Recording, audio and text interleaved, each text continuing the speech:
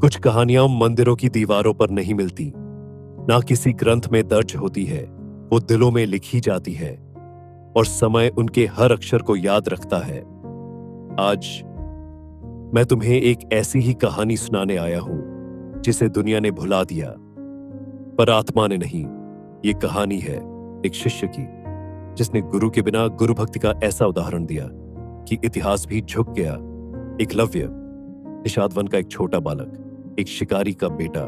ना कोई महल, ना कोई सैन्य प्रशिक्षण, पर उसकी आंखों में स्वप्न जलते थे, बड़े सपने, तेज सपने। उसके हाथों में तीर था, पर मन में आग थी।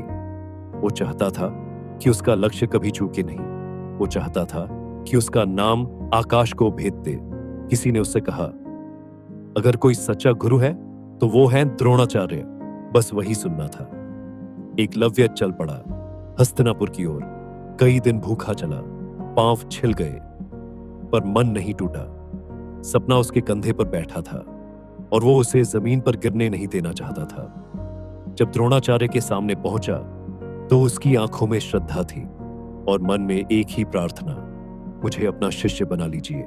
लेकिन द्रोण की आंखें नहीं, उनका रक्त बोल रहा था। वो पूछते हैं, तू कौन है? गुरुदेव, मैं निषाद हूं। बस इतना सुनना था। द्रोण की दृष्टि नीचे गिर गई, पर शब्द ऊपर चढ़ गए। शस्त्र विद्या सबके लिए नहीं होती। क्या गुरु सिर्फ जाति देखकर ज्ञान देते हैं? धर्म के नाम पर भेद करते हैं? एकलव्य चुप रहा। उसकी आंखें भर आईं, पर सपनों को आंसू में बहने नहीं दिया।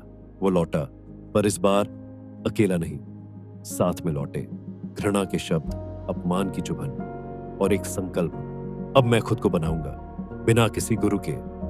जंगल के बीचों बीच उसने मिट्टी से एक मूर्ति बनाई, द्रोण की मूर्ति, और उसे अपना गुरु मान लिया। हर सुबह सूरज के साथ उठता, मूर्ति को प्रणाम करता, फिर तीर चलाता। जब तक उंगलियां लहूलुहान ना हो जाए, वो हवा में तीर चलाता, पेड़ों की फुनगी तक को भेद देता। जानवर उसके निशाने से डरने लगे और समय उसके समर्पण से उसने जो साधना की, वो अर्जुन को भी पीछे छोड़ चुकी थी। फिर एक दिन एक कुत्ता, पांडवों का, जो बहुत तेज बोलता था, उसके मुंह को तीरों से इस तरह बंद कर दिया गया कि खून की एक बूंद नहीं गिरी। हस्तिनापुर में हलचल मच गई। कौन है ये धनुर्धर? द्रोणाचार्य स्वयं उसे खोजते हुए जंगल पहुंचे और वहां एकलव्य खड़ा था, सर झुकाए, आंखों में वही श्रद्धा। गुरुदेव, आपने मुझे ज्ञान नहीं दिया, फिर भी मैं आपको गुरु मानता हूं। द्रोण अंदर से हिल गए। इतनी गुरु भक्ति, और मैं इसे पहचान नहीं सका। लेकिन वादा तो अर्जुन से किया था, तू ही बनेगा सर्वश्रेष्ठ। अब ये कैसे हो सकता था? द्रोण बोले, अगर तू मुझे गुरु मानता है तो मुझे गुरु दक्षिणा दे। एकलव्य मुस्कुराया, आदेश कीजिए गुरुदेव। द्रोण की आंखें भारी थीं, कंठ सूखा हुआ, फिर भी बोले, मुझे तेरा दाहिना अंगूठा चाहिए। पूरा जंगल थम गया, हवा रुक गई, पक्षियों की चहचहाहट एक पल के लिए मौन हो गई। पर एकलव्य ने कुछ नहीं पूछा, ना क्यों, ना किस लिए, ना ये अन्याय है। उसने बस अपना अंगूठा काटा और गुरु चरणों में अर्पण कर दिया। वो दिन इतिहास में दर्ज नहीं हुआ, लेकिन नियति के पन्नों पर लाल स्याही से लिख दिया गया। जब गुरु ने शिष्य से डरकर उसका भविष्य छीन लिया। पर कहानी यही नहीं थमती। समय आगे बढ़ता है और फिर आता है द्रुपद का यज्ञ। राजा द्रुपद कहते हैं, मुझे ऐसा पुत्र चाहिए जो द्रोणाचार्य को मारे, और उस अग्नि से जन्म लेता है धृष्टद्युम्न, तेजस्वी, बलवान और अद्भुत तीरंदाज। अचरज देखो, वो बनता है द्रोणाचार्य का ही शिष्य। भाग्य या आत्मा का पुनर्जन्म। धृष्टद्युम्न हर विद्या सीखता है उस गुरु से जिसने कभी ज्ञान देने से मना किया था। और फिर महाभारत का युद्ध, जब अश्वत्थामा के नाम पर झूठ बोला गया तो द्रोणाचार्य का मन टूट गया। उन्होंने शस्त्र त्याग दिए, बैठ गए चुपचाप, थके हुए, टूटे हुए। और तभी धृष्टद्युम्न सामने आया, गुरुदेव, आज आपकी अंतिम परीक्षा है। और एक ही वार में गुरु का सिर धरती पर गिरा। उनकी आंखें खुली थीं, जैसे कोई पहचानना चाहता हो। तू कौन है? धृष्टद्युम्न बोला, मैं वही हूं जिसने कभी आपको प्रणाम किया था, मिट्टी की मूर्ति बनाकर जिसने बिना कुछ मांगे आपको अपना अंगूठा दे दिया था। आज मैं वही अधूरी गुरु दक्षिणा पूरी करने आया हूं।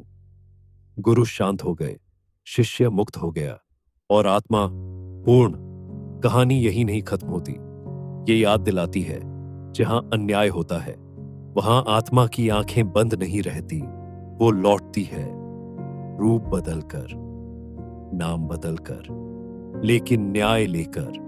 सत्य जब टूटता है तो मौन हो जाता है, पर जब आत्मा जागती है तो इतिहास को झुकना ही पड़ता है।